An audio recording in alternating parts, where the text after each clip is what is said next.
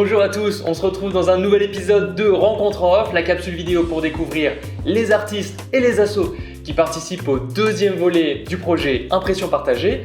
Un projet produit par la Fondation Desperados pour l'art urbain et qui a pour objectif de mettre en avant la nouvelle génération d'artistes partout en France. Et pour ce troisième épisode, je vous propose qu'on prenne le train direction Besançon, où je suis allé à la rencontre des 4 artistes que David Demougeot, le fondateur du festival Bien Urbain, a sélectionné pour participer à l'étape locale du projet. Justine Caudal, Simone Découpe, Clown et Saturne. Allez, on se retrouve tout de suite à Besançon, dans l'atelier de sérigraphie de Bien Urbain, pour la première rubrique de cette capsule, le post qu'on like fort.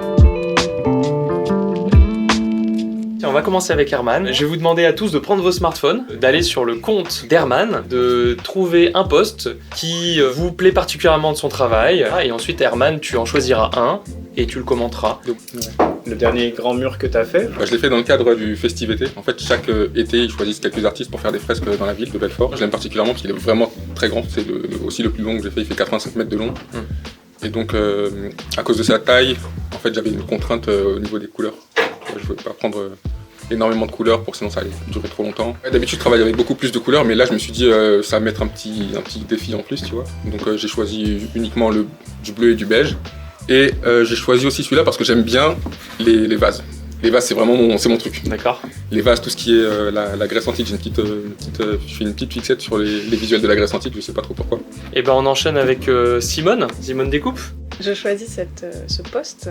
Donc ça c'est un papier peint que j'ai fait avec du pochoir, que j'ai fait avec une école. Donc ça fait 25 mètres de papier peint et en fait c'est une journée où on devait peindre dans la cour et en fait vraiment la journée abominable au niveau de la pluie, du vent, enfin le mur prenait l'eau, enfin c'était impossible de peindre. Et c'était ce jour-là, il fallait peindre ce jour-là et donc on a réfléchi, on s'est posé 15 000 questions et en fait ils m'ont sorti un dos bleu, donc un papier sur lequel on imprime normalement. Et on est parti sur 25 mètres de papier peint qui est accolé maintenant. Mon travail, c'est vraiment un bestiaire. Donc là, j'ai eu toute une période sur les insectes et puis un art vraiment ornemental. Du coup, je m'inspire vraiment de motifs art déco et la répétition. Voilà, le pochoir, ça me permet vraiment d'avoir ce truc qui se multiplie et qui... Voilà, le fait que ça se multiplie, en fait, c'est là où ça devient visuellement intéressant. Monsieur Raphaël Clown. Voilà, celui-ci. Mais il y a un bon souvenir de ce dieu. Parce que vraiment, ça s'appelle en Espagne, c'est un aljibe. C'était en Espagne du coup? Ouais, c'était en Espagne et c'est dans un petit village. Et c'était cool parce que les anciens de la ville ils sont trop kiffés. Et moi, je m'amusais trop à faire ça. Pourquoi le raton laveur alors? J'aime bien de pouvoir faire un message. J'ai créé les ratons laveurs justement pour pouvoir exprimer des choses qu'avec le lettrage, je peux pas. D'accord. On termine avec Justine. L'affiche... Pendant le confinement, j'avais envie de sortir de chez moi et donc je me suis mise à coller mes motifs et mes dessins dans la ville. Et l'idée un peu, c'était de les laisser en noir et blanc pour inviter les gens à les colorier. Donc je mettais un petit hashtag coloriage urbain. Donc c'est très pattern Ouais. et donc tu viens du textile, c'est ça hein? Ouais, je suis designer textile. Et puis j'ai commencé à faire de la peinture quand j'étais en Afrique de l'Ouest. Je voyais ces peintures sur les maisons faites avec de l'argile, de la terre. Et donc c'est vraiment comme ça en fait que moi je me suis mise aussi à faire de la peinture. C'était en essayant de faire des motifs sur des murs en extérieur quoi. Donc, je trouve que c'est beau cette histoire que les femmes, parce que la plupart du temps c'est des femmes qui peignent sur les maisons, elles essaient de raconter une histoire. Je vous propose qu'on passe à la deuxième partie qui est la question qui tue. C'est la question que je pose à tous les artistes. Pourquoi vous allez apporter l'art dans la rue? J'avais envie de créer du lien en fait. Okay. D'être vraiment dans la rue et de rencontrer les gens, de faire aussi avec les gens. Au départ, c'était vraiment que j'étais super excité par tout ce que je voyais dans la rue, qui n'était pas l'architecture et la signalisation traditionnelle. C'est aussi parce que politiquement, c'est hyper fort et ça dit beaucoup de choses de la place de l'individu dans la société et ce côté de faire du lien, de faire que les gens vont se rencontrer autour de choses différentes et qui n'a pas forcément un message clair, mais du coup ça t'oblige à réfléchir à ce que tu vois, d'en parler avec les autres. Ce que je fais, ça n'a pas vraiment de message en fait. Ce que je fais, c'est juste vraiment des couleurs et des formes et tout. Et en fait, j'aime bien le fait que les gens y passent, ils soient intrigués par ce que je fais et qu'ils y voient des messages en fonction de ce qu'ils ont vécu dans leur vie.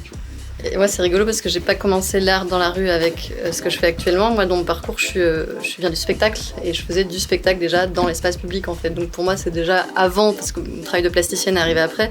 Et de base, c'était vraiment Ça reste de pour l'art moi, de c'est rue, quoi. logique Ouais. en fait de faire ça dehors et c'est agréable. Ce contact direct Je et vois. non confidentiel de Ouais. l'art. Pour moi aussi, c'était les voyager, faire des nouveaux potes dans un autre village, pouvoir voir les prods de tes potes dans une autre ville trop loin et pouvoir voir aussi tes prods. Parfois, ça reste dans la rue 200, 3, 40, 10 ans et après tu repasses. Et surtout, pour moi, c'était un apprentissage. Quels sont les spots dans lesquels on peut trouver l'art urbain à Besançon? Il y en a quelques-uns du coup grâce à Bien Urbain.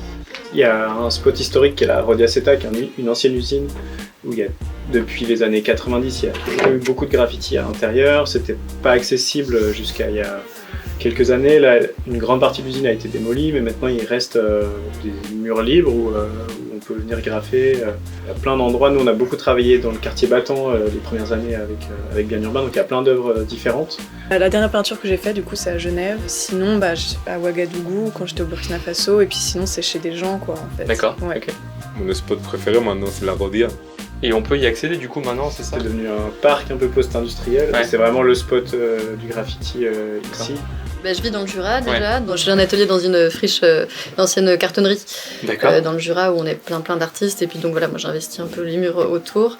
Et puis sinon, je travaille beaucoup dans le Pas-de-Calais et dans le Nord en fait. Et du coup, si on revient sur Besançon, si vous aviez à investir n'importe où dans la ville, où est-ce que vous iriez? Mais souvent, en face des gares et tout, il y a des grands murs. Hein. Le sol de la place de la Révolution avec vu par un drone comme ça. Sur tout le Pas sol. mal. C'est fort. Bah moi j'aimerais bien faire une peinture sur un bâtiment parce que j'ai jamais fait quoi. Vraiment en hauteur, monter sur une nacelle. Voilà. Voilà l'ancien atelier de Bien Urbain à rue Battant. Ouais. Bah, derrière, il y a un mur. Voilà, il est tout vieux, il est tout Ouais, pourri, il il est a beau un- celui-ci. il y a déjà un truc. Merci beaucoup. Et donc pour terminer, je vous mets encore un tout petit peu à contribution. J'ai ramené un black book. Et donc je vais vous demander chacun de venir m'y laisser une trace, une petite trace sur mon black book, bien sûr.